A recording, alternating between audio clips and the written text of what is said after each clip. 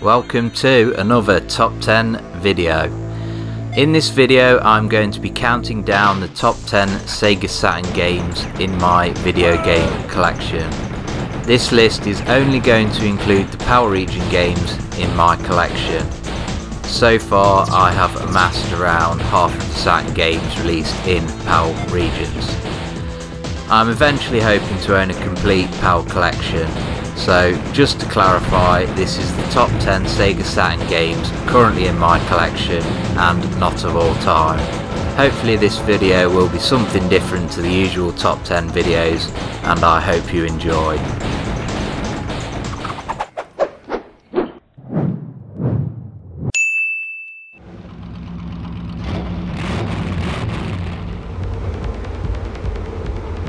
Starting off this list is Destruction Derby, and to be fair this is a pretty shonky port compared to its PlayStation counterpart.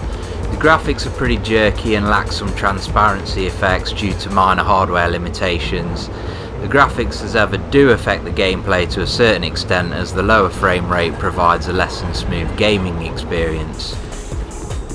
Amusingly, Computer and Video Games magazine, aka CVG, gave the game a whopping 3 out of 10 when they reviewed it back in 1996.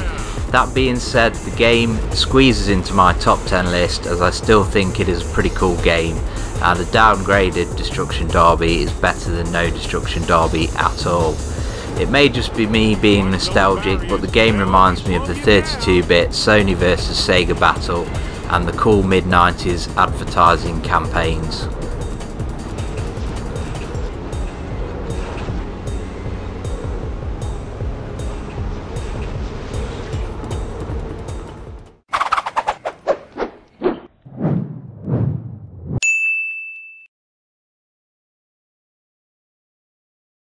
At number 9, Road Rash smashes into this top 10 list. Road Rash was a cool motorbike combat game that first came to prominence on the Sega Mega Drive in the early 90s. Road Rash on the Saturn updates the formula with 3D environments, although it still used 2D sprites, a quite common practice of game design in the early days of 32-bit game development. Road Rash makes it into the list as it just oozes 90s attitude, and after all that's what many of the old school Sega cats enjoy, featuring some downright hilarious FMV cutscenes with hilarious one-liners. Road Rash also has one of the traits of a great retro game. You can pick it up for 15 minutes and have a game. No complex controls, no steep learning curve, just a fun pseudo arcade gaming experience. This particular entry in the Road Rash franchise was also available on the PlayStation and 3DO, with the Saturn version sitting in the middle price wise.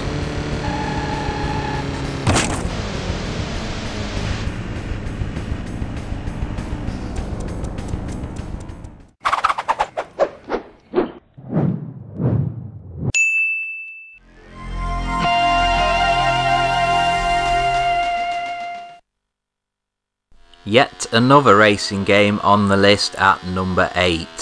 Virtua Racing was a big deal when the 1992 arcade game was ported to the Sega Mega Drive in 1994. Everybody knows about the special SVP chip utilised inside Virtua Racing's unique Mega Drive cartridge shell. However, when the Saturn version released in 1995, it needed no such extra hardware trickery. The game features 7 new tracks, 4 new cars and a new Grand Prix mode compared to the Mega Drive port. Unfortunately, as with most Sega Saturn racing games, the draw distance isn't great. However, I do love the unashamedly chunky and distinctive polygon car and track models. The star of the show, however, for me, is the distinctive arcade meets F1 handling. There was also a 32X version of the game released, and even a PS2 remake in 2005 as part of the Sega Classics collection.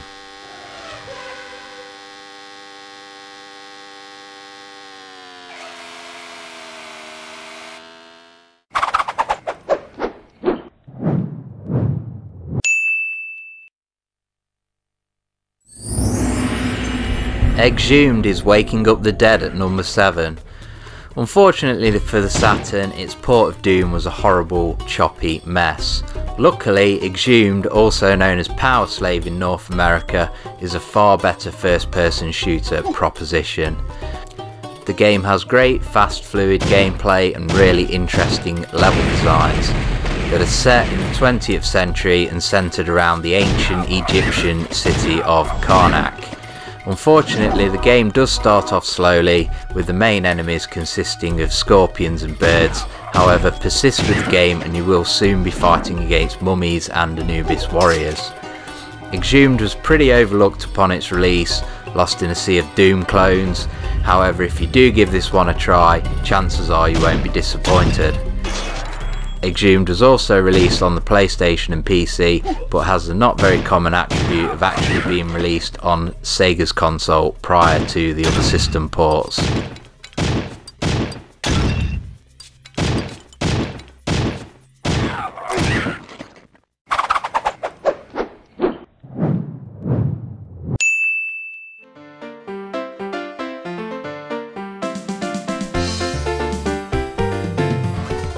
Four spots already down. Clockwork Nights is a platform game where you assume the role of Pepper, toy soldier. The game plays like a standard 2D platformer where the goal is to make it to the end of the level without dying or running out of time. I love the pre-rendered sprites utilised in the game, especially when they are combined with vibrant 3D levels. There was a sequel to Clockwork Night, released in 1995, appropriately titled Clockwork Night 2, which I hope to add to my collection in the not so distant future. Whilst Clockwork Night isn't the best platform game out there, I do enjoy how easy the game is to pick up and play, and the fun cartoony vibes it brings with it.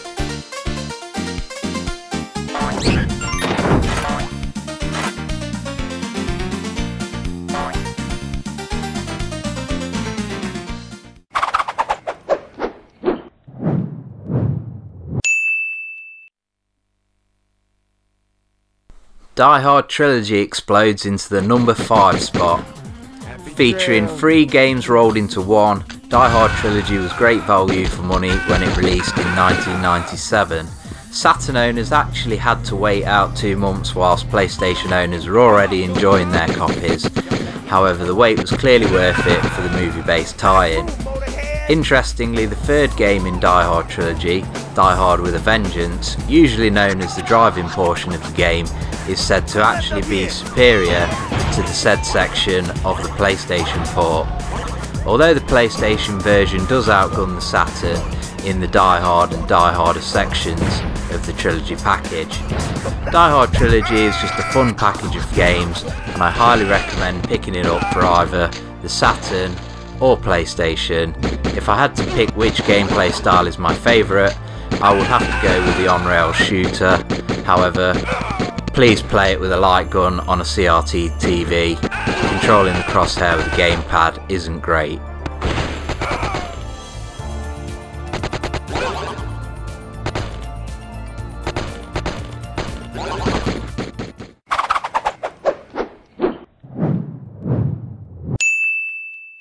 Fighting its way to number 4 is the mouthful-inducingly titled X-Men Children of the Atom. Originally released to Japanese arcades in 1994, it was released on the Saturn in North America and Europe in 1996. The game, as you might expect with it being a 2D Capcom fighter, plays similarly to Street Fighter, although it obviously differs in the fact that you get to fight as one of the 10 selectable X-Men characters. The game also adds features that were maintained in the Marvel vs Capcom franchise, including multi-tiered environments and mid-air combos. X-Men Children of the Atom is a challenging game even on the easiest difficulty level, and therefore can be frustrating for newcomers who have no friends to battle against. The game was also available on the PlayStation and PC, however the main reason to go for the Saturn version would be the Saturn's 6-button control pad, widely known as one of the best pads in existence for fighting games.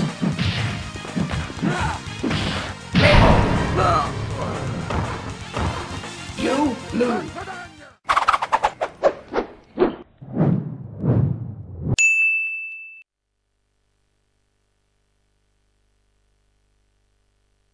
Back-to-back Capcom fighting games make it into the list, this time Street Fighter Alpha at number 3. One of my favourite fighting games of all time is Street Fighter Alpha 3. Unfortunately, due to the Sega Saturn's premature demise, the third entry in the Alpha series never made it onto the Saturn in Europe. It was released in Japan, however. Seeing as I don't yet own Street Fighter Alpha 2, it looks like I will have to go with the first game in the series for this list. Street Fighter Alpha was actually the first completely new Street Fighter game to be released after the seminal Street Fighter 2. The game is set after the original Street Fighter, but before Street Fighter 2, and shuns a more realistic graphical style in favour of a more cartoony look. There is not much I can say about Street Fighter Alpha. If you like Street Fighter 2, then the chances that you will love Alpha, it really is that simple.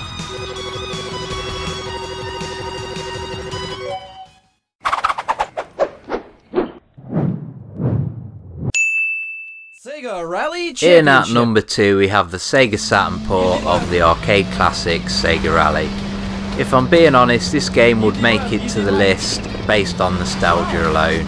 I remember the days of going on holiday when I was a child and being amazed at the Sega Rally arcade cabinets, usually followed by me inserting a shiny 50p piece into the coin slot and proceeding to not even make it past the first checkpoint before running out of time. Unfortunately, the Sega Saturn port doesn't really bring much new to the table in the ways of content. You can drive multiple laps of the courses and also unlock an extra car, but that's pretty much it. The game looks great with a smooth, for the era, 25 frames per second, although the draw distance is pretty bad even by 1995 standards. Playing Sega Rally in 2018, the gameplay feels really ahead of its time, with great handling and physics that vary depending on the current road surface. The game is super cheap and common, so Saturn owners have no excuse for not owning this one. Sega Rally has spawned a few sequels, of which I do like the 2007 reboot released on PS3, Xbox 360, PSP and PC. Take left. Medium right. Wow.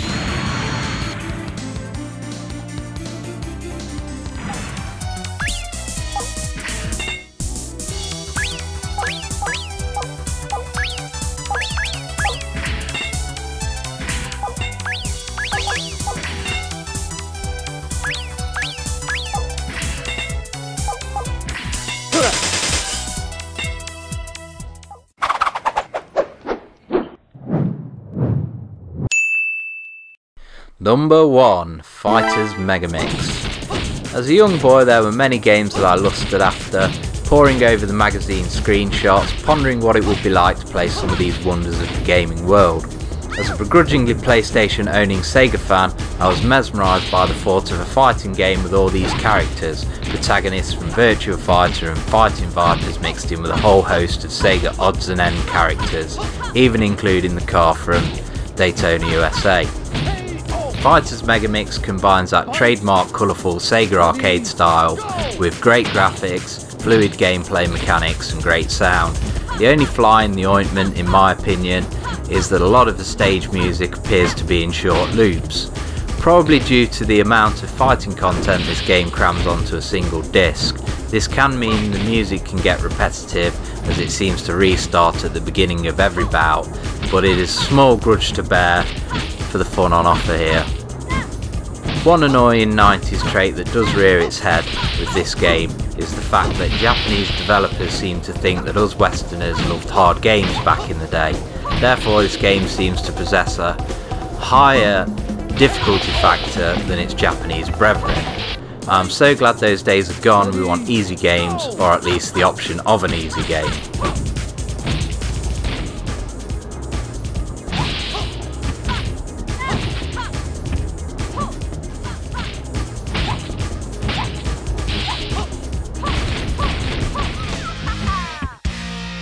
So there you have it, the top 10 Sega Saturn games in my video game collection. Which games do you like? Which games do you hate? Let me know in the comments section. As ever, don't forget to like, dislike and subscribe accordingly for more top 10 and also more Sega Saturn videos in the future.